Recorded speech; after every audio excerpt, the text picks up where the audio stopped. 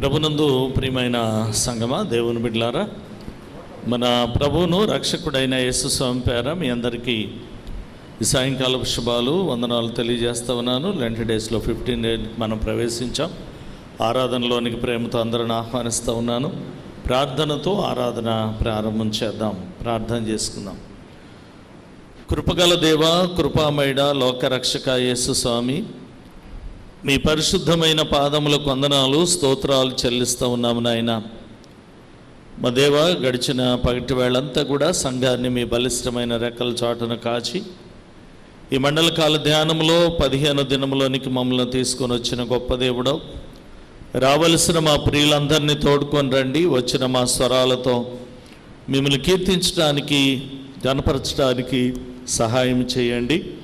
ఈ దినాన మీ పక్షాన మాట్లాడనై ఉన్నటువంటి ప్రభ, మీ దాసురాలను జ్ఞాపకం చేసుకుని సంఘానికి కావలసిన వర్తమానంతోనైనా మీరు మాట్లాడగలందులకై స్తోత్రాలు చెల్లిస్తూ ఉన్నాను.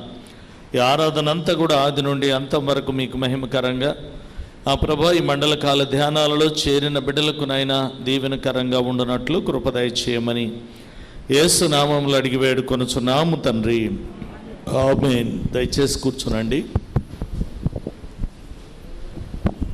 సాయంకాల ఆరాధనలోకి వెళ్ళటకు గాను ఆంధ్ర క్రైస్తవ కీర్తన పుస్తకంలో నుండి 193వ కీర్తన పల్లవి మొదటి చరణం, అనంతరం చివరి చరణంలోనికి వెళ్ళి ఆరాధనలోనికి ప్రవేశిద్దాం. ఆంధ్ర క్రైస్తవ కీర్తన పుస్తకంలో 193వ కీర్తన పల్లవి మొదటి చరణం, అనంతరం చివరి చరణంలోకి వెళ్ళి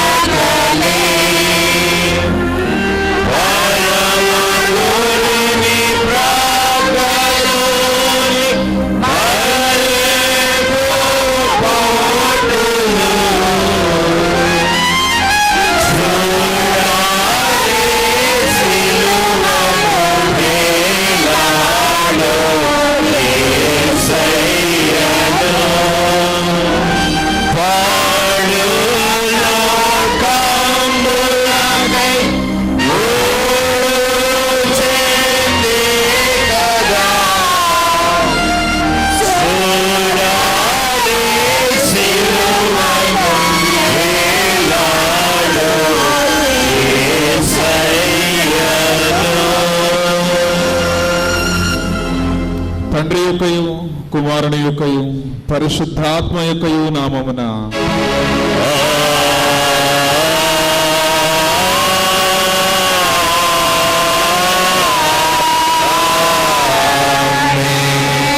ఓ ప్రభువా, నా పెదవులను తెరువుము.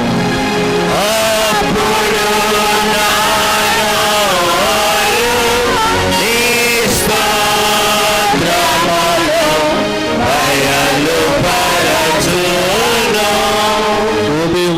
నన్ను విడిపించుటకు త్వరగా రమ్ము.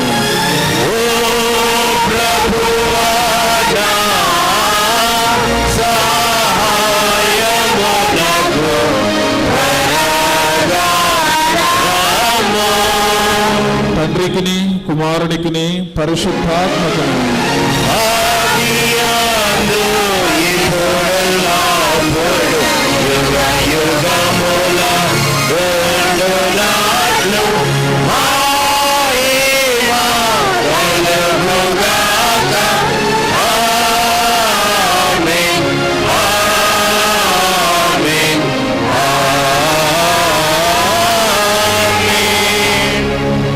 కూర్చునండి.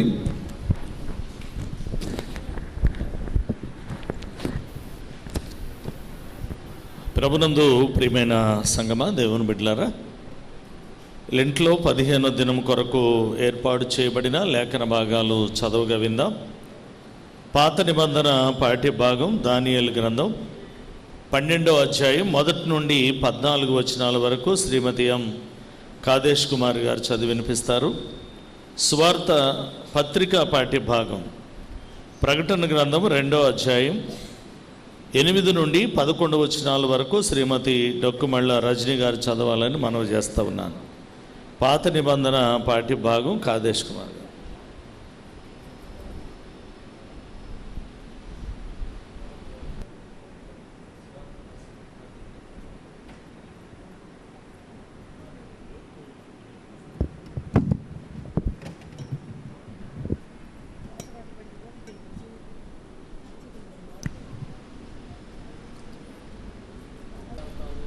లెంటులోని 14 దినముకై ఏర్పాటు చేయబడినటువంటి పరిశుద్ధ గ్రంథంలోని దేవుని వాక్యము దానియేలు గ్రంథము 3వ అధ్యాయము 19వ వచనం నుంచి చివరి వరకు.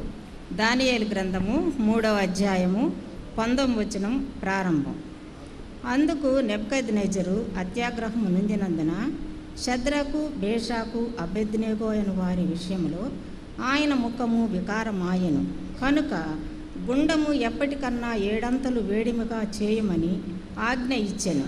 మరియు తన సైన్యములలో నుండి బలిష్ఠులలో కొందరిని పిలువనంపించి షద్రకును, మేషాకును, అబేద్నెగోను బంధించి వేడిమి కలిగి మండుచున్న ఆ గుండములో వేయుడని ఆజ్ఞ ఇయ్యగా, వారు వారి అంగీలను, నిలువుటంగీలను, పై వస్త్రములను, తక్కిన వస్త్రములను తీయకయే ఉన్నపాటున ముగ్గురిని వేడిమి కలిగి మండుచున్న ఆ గుండము నడుమ పడవేసిరి.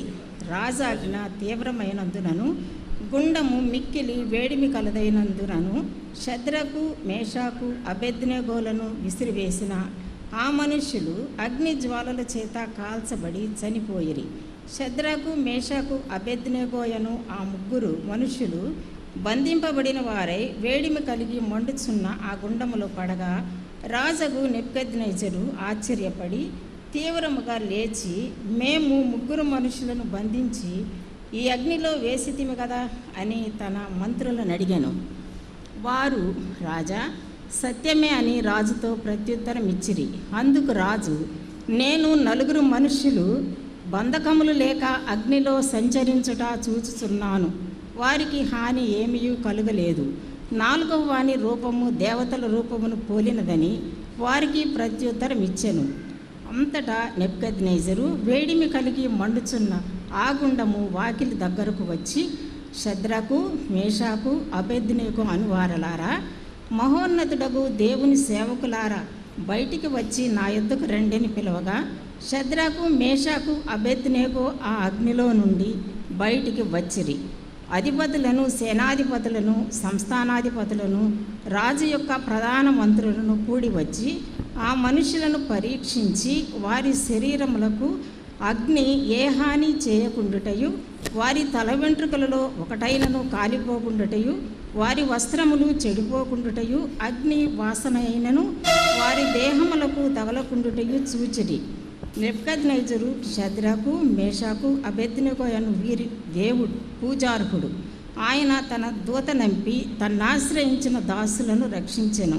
వారు తమ దేవునికి గాక మరి ఏ దేవునికి నమస్కరింపకయు, ఏ దేవుని సేవింపకయు ఉందుమని తమ దేహములను అప్పగించి రాజు యొక్క ఆజ్ఞను వ్యర్థపరచరి. కాగా నేనొక శాసనము నియమించుచున్నాను, ఏదనగా ఇవ్విధముగా రక్షించుటకు సమర్థుడగు దేవుడు గాక మరి ఏ దేవుడును లేడు.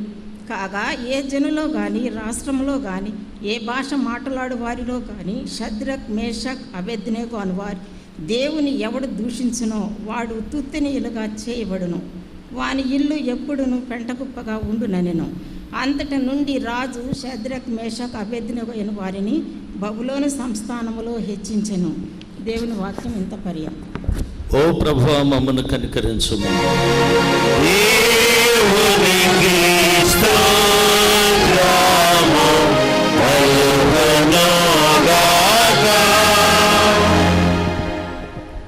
ప్రకటన గ్రంథం 2:8-11 వచనాలు రజనీ గారు.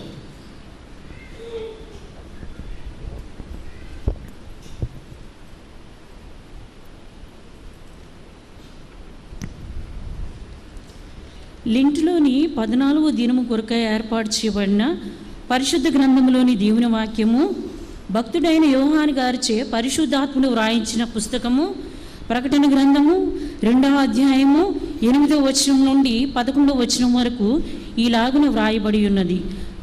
ప్రకటన గ్రంథము 2వ అధ్యాయము 8వ వచనం నుండి ప్రారంభం. స్ముర్నాలో ఉన్న సంఘపు దూతకు ఇలాగ వ్రాయము, మొదటివాడును కడపటివాడునై ఉండి మృతుడై మరలా బ్రతికిన వాడు చెప్పు సంగతి లేవనగా, నీ శ్రమను దరిద్రతను నేను ఎరుగుదును, అయినను నీవు ధనవంతుడవే, తాము యూదులమని చెప్పుకొనుచు యూదులు కాక సాతాను సమాజపు వారి వలన నీకు కలుగు దూషణ నేను ఎరుగుదును. నీవు పొందబోవు శ్రమలకు భయపడకుము. ఇదిగో, మీరు శోధింపబడినట్లు అపవాది మీరు కొందరిని చెరలో వేయింపబోచున్నాడు. 10 దినములు శ్రమ కలుగును, మరణము వరకు నమ్మకంగా ఉండుము, నేను నీకు జీవ కిరీటం ఇచ్చేదను. సంగములతో ఆత్మ చెప్పుచున్న మాట చెవిగలవాడు వినుగాక. జయించువాడు రెండవ మరణము వలన ఏ హానియో చెందడు. ఈ దినమును కొరకు ఏర్పాటు చేయబడిన ప్రకటన గ్రంథంలోని దేవుని వాక్యము ఇంత పర్యంతం. ఓ ప్రభువా, మమ్మను కనికరించు.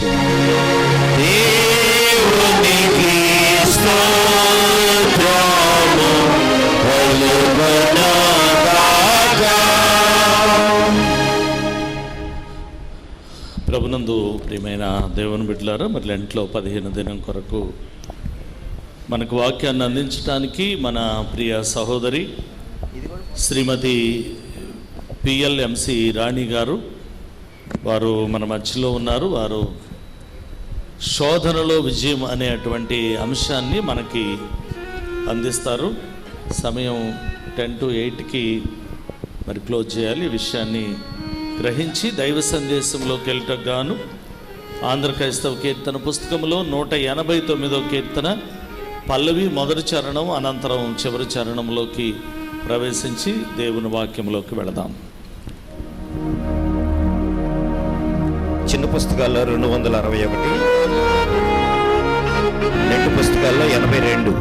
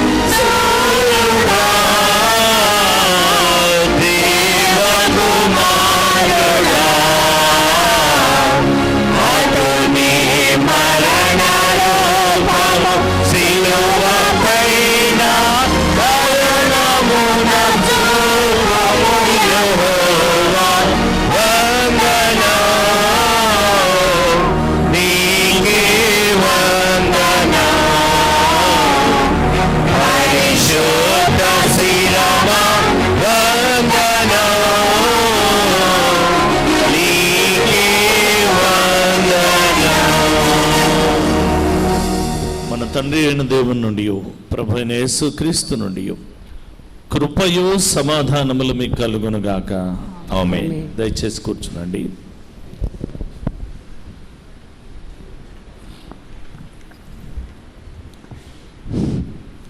త్రిత్వమైన దేవునికి స్తుతి, మహిమ, ఘనత, ప్రభావం ఆయనకే ఆరోపిస్తున్నాను. నాకు ఈ అవకాశం ఇచ్చిన దేవాది దేవునికి వందనాలు చెల్లిస్తున్నాను. అదేవిధంగా నాకు ఈ అవకాశాన్ని ఇచ్చిన ప్యారిష్ పాస్టర్ గారికి, మరి చైర్మన్ గారైనటువంటి అశోక్ కుమార్ గారికి, పిసిసి మెంబర్స్ అందరికీ, చర్చి వారందరికీ కూడా నా హృదయపూర్వకమైనటువంటి ధన్యవాదాలు తెలియజేస్తున్నాను. చిన్న ప్రార్థన చేసుకుందాం. మహాగణుడు, మహోన్నతుడు, పరిశుద్ధుడు, నిత్య నివాసి అయిన దేవా, నిన్న నేడు నిరంతరము సజీవుడైన దేవా, మీకే వందనాలు ప్రభా. ఈ రాత్రి కాల సమయంలో మీ పాద సన్నిధిలోకి వచ్చి నా దేవా తండ్రి, మా యొక్క మొరలను మీ సన్నిధిలో విజ్ఞాపనలు చేయిచుండగా దయతోటి ఆలకించండి నాయన. బలహీనురాల్ని ప్రభా, శక్తిహీనురాల్ని మీ యొక్క ప్రభా దక్షిణ హస్తాన్ని చాచి బలపరిచి మీ నామ మహిమార్థమై నన్ను నిలబెట్టుకోమని వేడుకుంటున్నాను తండ్రి. స్తోత్రాలు. అదేవిధంగా నువ్వేం మాట్లాడాలో ఆ మాట నీకు అందిస్తానని మీరు వాగ్దానం ఇచ్చారు. అటు వాగ్దాన నెరవేర్పును దయచేయండి నాయన.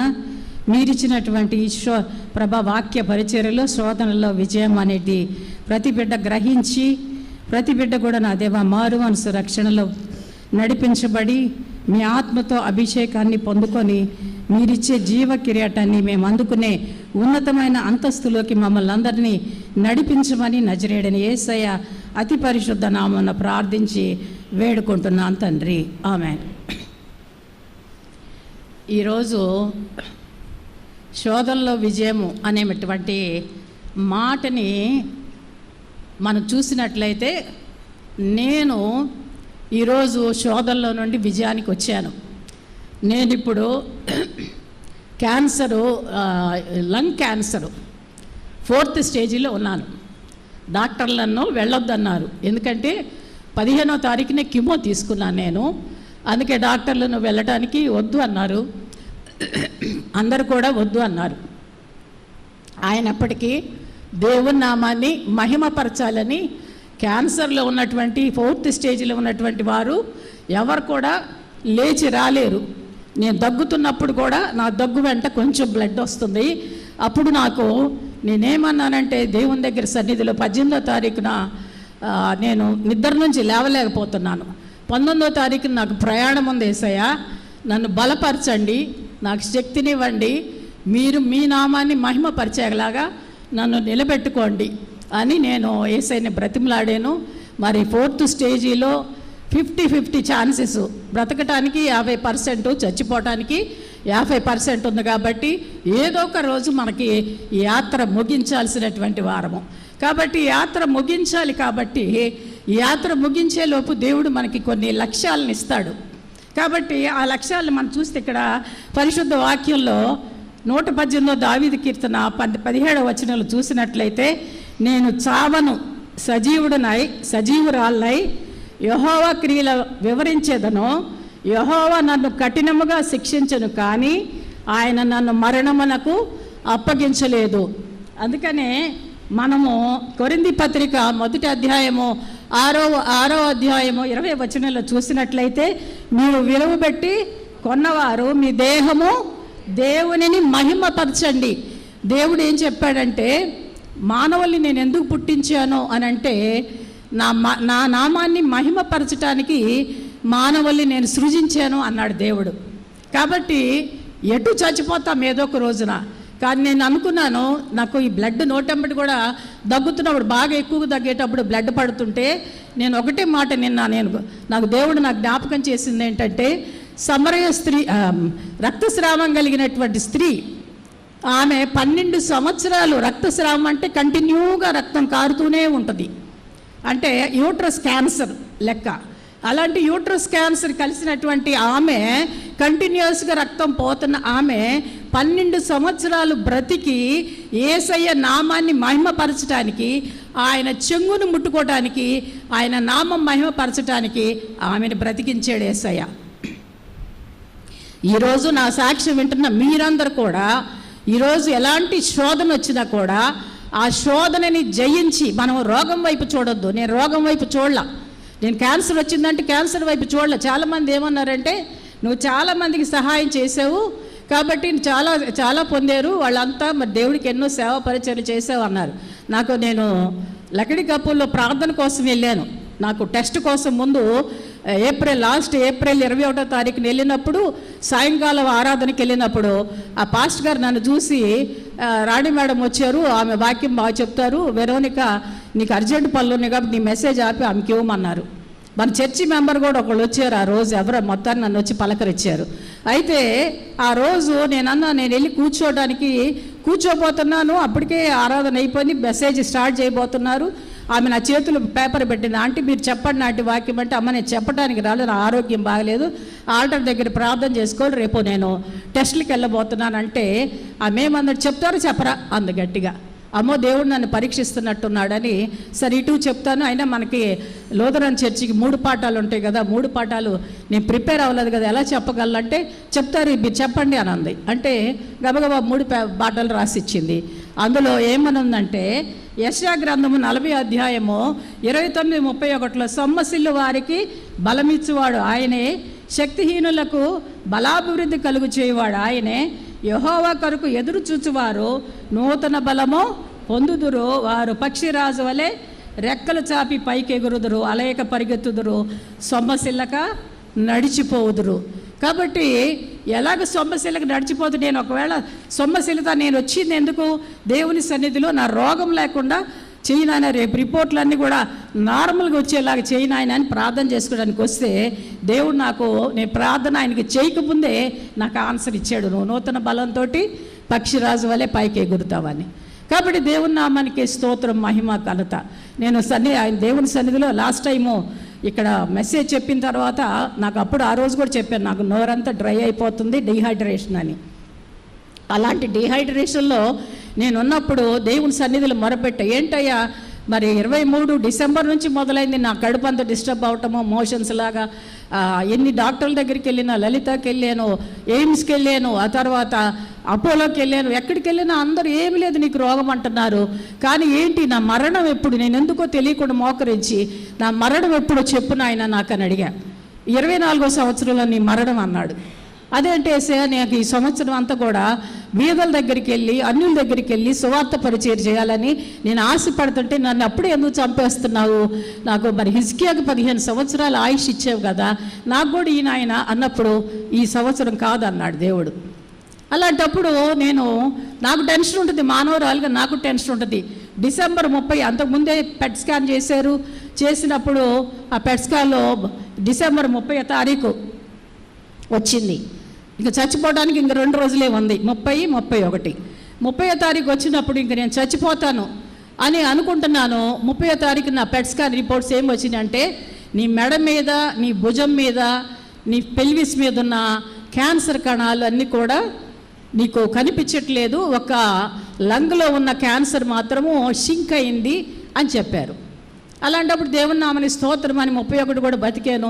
ఈరోజు ఇక్కడికి వచ్చి నేను వాక్యాన్ని చెప్పగలుగుతున్నాను. అది కేవలము దేవునికే స్తుతి, మహిమ, ఘనత, ప్రభావం. ఆయన మాట తప్పని దేవుడు, మాట్లాడుతున్న దేవుడు, మన మధ్య సంచరిస్తున్న దేవుడు. మనం ఎప్పుడు కూడా రోగం వైపు చూస్తే కుంగి కృషించి తొందరగా చచ్చిపోతాం. నేను ఎప్పుడు కూడా రోగం వైపు చూడలే. ఎంతోమంది నేను మంచంలో కిమో తీసుకుంటున్నప్పుడు నాకు ఇమ్యునోథెరపీ అని ఒక 40 ml ఇంజెక్షన్ 4 లక్షలు. అది ఇచ్చినప్పుడు నేను అన్నాను, దేవా ఎందుకు నా మీద వ్యర్థంగా 4 లక్షల రూపాయలు. అది ఇచ్చారు.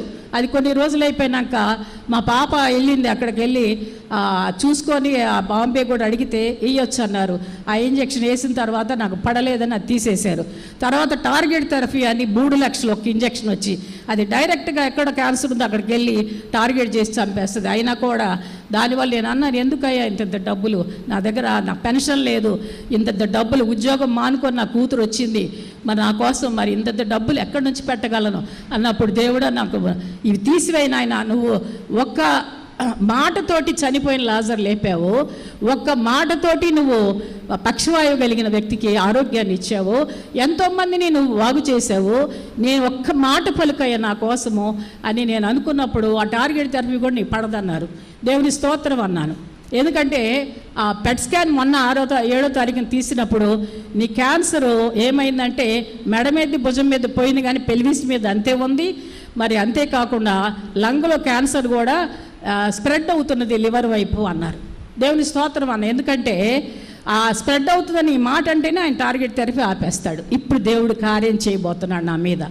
ఈరోజు అంత స్ప్రెడ్ అయ్యి చచ్చిపోయే స్థితిలో ఉన్న నన్ను లేవనెత్తి దేవుడు ఇక్కడ తీసుకొచ్చాడంటే కేవలం దేవుని యొక్క ఉచిత కృప. ఆయనకే మహిమ, ఘనత, ప్రభావం ఆయనకే చెల్లిస్తున్నారు. దేవుడు మన ఎడల ప్రతి మానవుని సృజించేటప్పుడు ఒక ప్రణాళిక కలిగి ఉన్నాడు.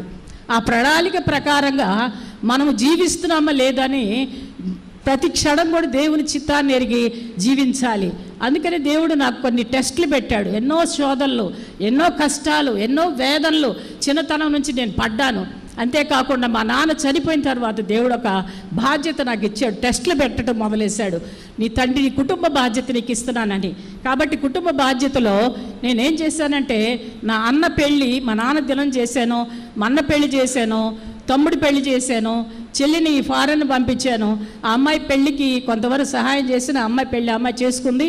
కానీ ఈరోజు వాళ్ళంతా కూడా ఉన్నతమైన స్థితిలో వాళ్ళు ఉన్నారు. దేవుడు వెంటనే నువ్వు చేసిన పనికి నేను దేవుడు ఎప్పుడు కూడా ఆయన ఎప్పుడు కూడా ఉంచుకోడు. ఆయన చెప్పిన పని మనం చేసినప్పుడు ప్రతిఫలాన్ని ఇవ్వకుండా ఉంచుకోడు. వెంటనే నాకు చీరాల్లో ఇల్లు ఇచ్చాడు. దేవుడి స్తోత్రం. వెంటనే హైదరాబాద్ ట్రాన్స్ఫర్ చేశాడు. 1 సంవత్సరం కూడా నేను ఇంట్లో ఉండలేదు, ఎందుకు చేస్తున్నావు అని హైదరాబాద్ తీసుకెళ్ళాడు. స్టేట్ ప్రెసిడెంట్గా చేశాడు 23 జిల్లాలకి. అక్కడ ఎంప్లాయీస్ అందరూ చనిపోతే వాళ్ళందరి కోసము నా ఉద్యోగాన్ని పోగొట్టుకుని వాళ్ళందరికీ ఉద్యోగాలు వచ్చేలాగా చేశాను. దేవుడు అక్కడ కూడా మెచ్చుకున్నాడు. ఈ పని కూడా నువ్వు సక్రంగా చేసావని హైదరాబాద్లో ఇల్లు ఇచ్చాడు నాకు. అక్కడ నుంచి నన్ను గుంటూరు ట్రాన్స్ఫర్ చేశాడు. మధ్యలో చాలా ఉన్నాయి, చెప్పలేని టైం లేదు. గుంటూరులో నాకు జిల్లా మొత్తము బీదలందరికీ కూడా సహాయం చేయమని ఇచ్చాడు. బీదలందరికీ కూడా సహాయం చేసి అందరు కూడా మరి 23 జిల్లాల్లో స్టేట్ ప్రెసిడెంట్, స్టేట్ మొత్తంలో కూడా బెస్ట్ జిల్లా ఆఫీసర్గా అవార్డు పొందటమే కాకుండా నాకు 5 లక్షలు సీఎం దగ్గర నుంచి క్యాష్ ప్రైజ్ వచ్చింది. ఇవన్నీ కూడా దేవుడు ఎప్పుడు కూడా ఆయన చెప్పిన పని చేసినప్పుడు మనల్ని ఎంతగానో ఆశీర్వదించే దేవుడు. ఆయనకే స్తుతి, మహిమ, ఘనత, ప్రభావము ఆయనకే మనం చెల్లించాలి. మనం చెల్లించటానికి యోగ్యులము. కాబట్టి ఆయన మనం సృజించినందుకే ఇక్కడ కూడా చాలామంది చీరాల మొత్తం నేను చాలామంది కవర్ చేశాను. నాకు సంబంధం లేని డిపార్ట్మెంట్లు కూడా, ఎడ్యుకేషన్ డిపార్ట్మెంట్లో టీచర్ పోస్టులు ఇప్పించాను, ప్రమోషన్లు, ట్రాన్స్ఫర్లు ఇప్పించాను. పోలీస్ డిపార్ట్మెంట్లో నాకు సంబంధం లేదు, అయినా వాళ్ళకి ఇప్పించాను. ఎంతోమంది ఇంజనీర్లు ఈరోజు డైలీ వేజెస్ మీద ఉన్న వాళ్ళకి ఇంజనీర్లు ఇస్తే ఎగ్జిక్యూటివ్ ఇంజనీర్గా పనిచేస్తున్నారు. చీరాల్లో చాలామందికి లోన్లు ఇప్పించాను. ఎంతోమంది ఈరోజు ఈ చర్చిలో ఉన్నారు చాలామంది. వాళ్ళు చెప్పుకోకపోయినా పైన దేవుడి దగ్గర లెక్క ఉన్నది. కాబట్టి నేను దేవుడి దగ్గర లెక్క ఉన్నదనే ఉద్దేశంతో ఈరోజు నేను చెప్తున్నాను. కాబట్టి దేవుణ్ణి మనము ఇన్ని చేసినటువంటి ఈ లోకంలో ఎదురు కనిపిస్తున్న మనిషినే మర్చిపోయినప్పుడు మనకి ప్రతి క్షణం మేలు చేస్తున్నటువంటి దేవుణ్ణి మనం మర్చిపోకూడదు. ఈరోజు మనందరం సజీవుల లెక్కలో బ్రతికున్న రావాల్సిన రాయితీలు ఇవ్వకుండా, పనులు చేయించుకొని డబ్బులు ఇవ్వకుండా వారిని బీదలుగా చేసేసారు క్రైస్తవులు, హింసలకు గురి చేస్తూ. అందుకని అక్కడ ఏమన్నాడంటే, తాము యూదులు మనం చెప్పుకో, సాతాను సమాజం వారి చేత మీ కలుగు దోషం నేను ఎరుగుదును, నీ పొందబో శ్రమలకు నువ్వు భయపడవద్దు. ఇదిగో మీరు శోధింపబట్టకు అపవాది 10 దినములు శ్రమ కలుగును. ఇక్కడ 10 దినాలు మరి షడ్రక మేషకు అబేద్నెగోలు పరిశీలించబడ్డారు. 10 దినములు అంటే కొద్ది రోజులు. నాకు కూడా ఒక చిన్న పరీక్ష వచ్చింది. ఏంటంటే నా ప్రేయర్ టీములో ఒక ఆమెకి ట్యాబ్లెట్, బీపీ ట్యాబ్లెట్ బదులు ఏదో వేసుకున్నది, ఆమె కోమాలోకి వెళ్ళిపోయింది. ఆమెకు ఐసీలో ఉన్నది. ఐసీలో ఉన్నప్పుడు ఆమె పరిస్థితి ఎలాగుందంటే ఇక 2-3 రోజులు చచ్చిపోతుంది.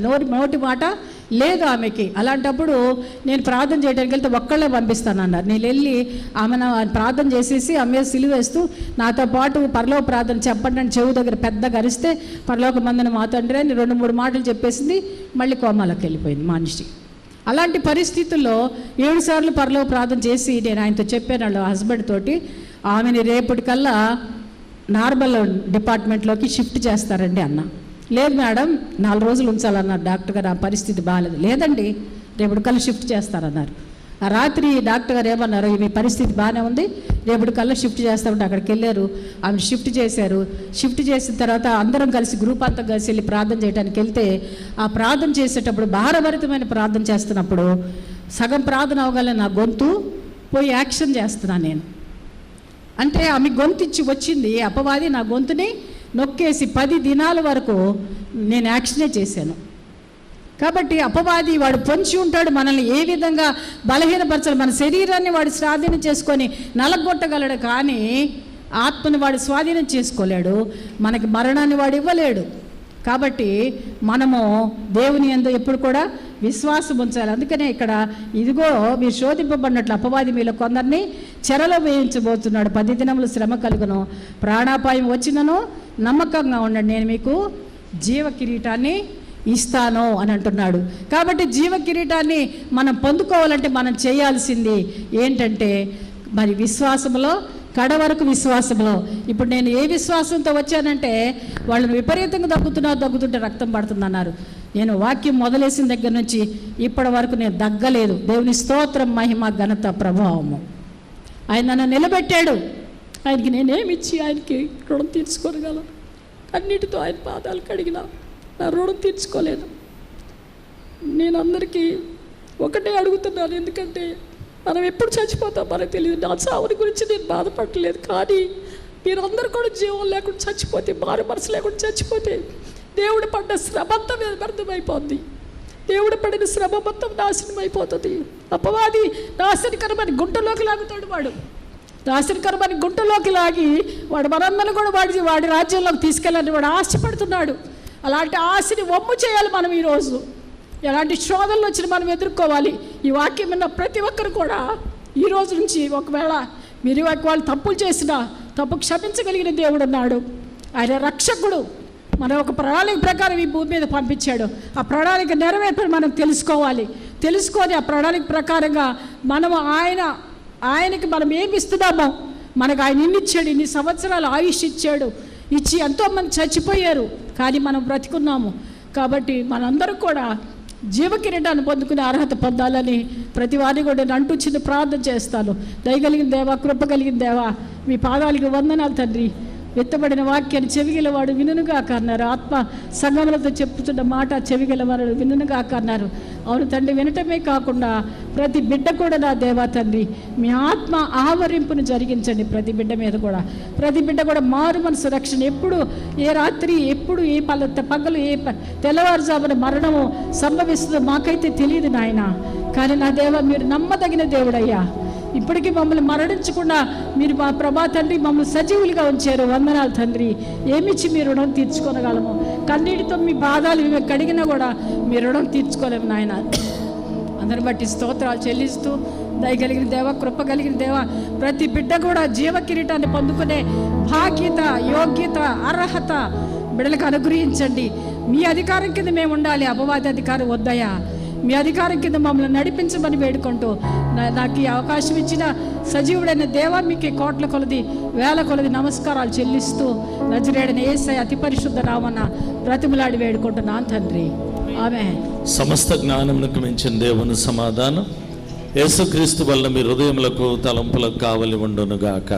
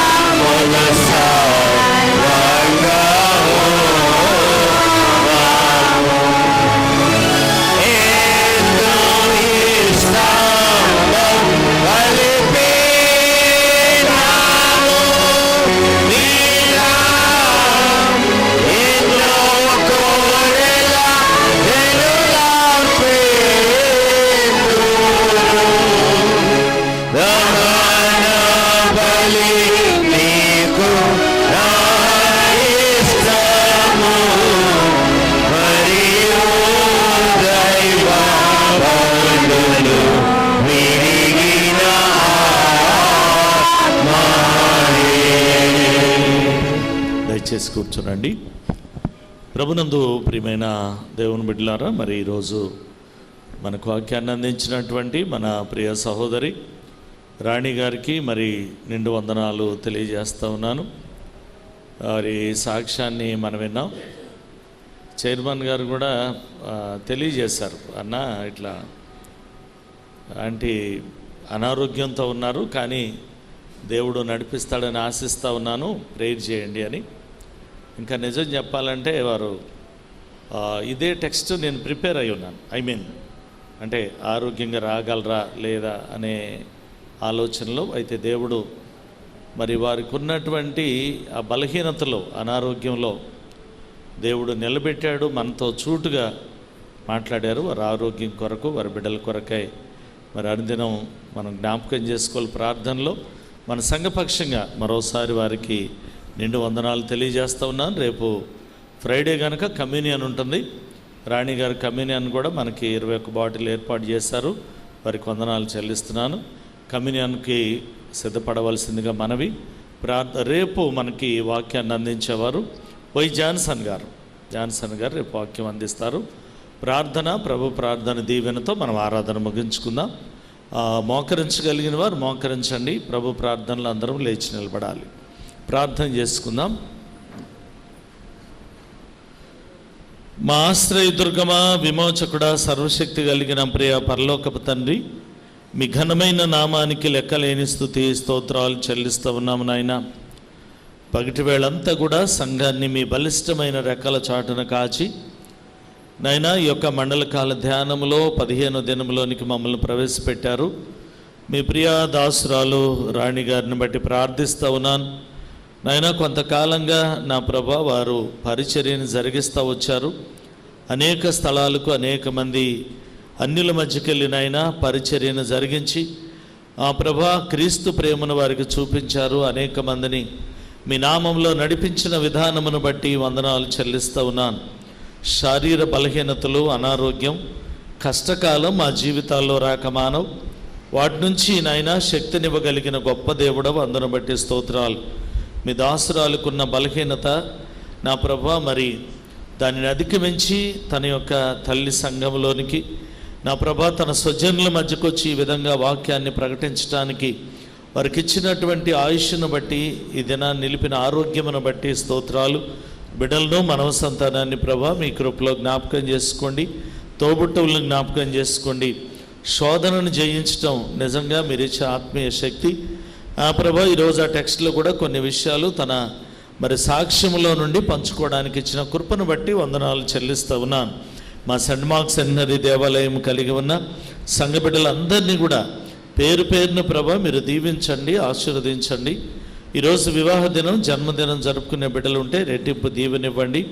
ఈ మండలకాల ధ్యానాలు ప్రభా మరి మా ఆత్మీయ జీవితాలకు ఎంతో ఆత్మీయంగాను మేలుకరంగా ఉండునట్లు కృపదయ చేయమని ప్రార్థిస్తూ ఉన్నాను. నా తండ్రి, బిడ్డలు తిరిగి గృహాలకు వెళ్ళనై ఉండగా మీ కాపుదల వారితో ఉంచండి.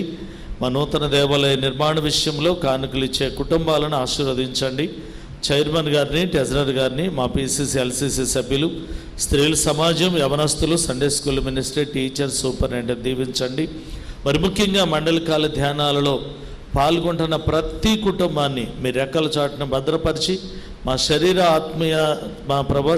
ఆత్మ ప్రాణాలను మీ సన్నిధానంలో నలగగొట్టుకునే కృప అనుగ్రహించమని సమస్త మనవులు మీ చేతులకు సమర్పిస్తూ యేసతి శ్రేష్టమైన నామములు అడిగి వేడుకొనుచున్నాము తండ్రి, ఆమేన్. పరలోకమందున్న మా తండ్రి, నీ నామము పరిశుద్ధపరచబడుగాక, నీ రాజ్యము వచ్చుగాక, నీ చిత్తము పరలోకమందు నెరవేర్చున్నట్లు భూమి యందును నెరవేరునుగాక. మా అనుదిన ఆహారం నేడు మాకు దయచేయము. మా ఎడల అపరాధం చేసిన వారిని మేము క్షమించి ఉన్న ప్రకారము మా అపరాధములను క్షమించుము. శోధనలోనికి తేక దుష్టు నుండి మమ్ములను తప్పించుము. రాజ్యమును, శక్తియు, మహిమయు నిరంతరము నీవై ఉన్నవి. ఆమేన్. ప్రభు నిన్ను ఆశీర్వదించి నిన్ను కాపాడునుగాక. ప్రభు నీకు తన సన్నిధిని ప్రకాశింపజేసి నిన్ను కరుణించునుగాక. ప్రభు నీ మీద తన సన్నిధి కాంతిని ఉదయింపజేసి నీకు సమాధానము కలుగచేయునుగాక.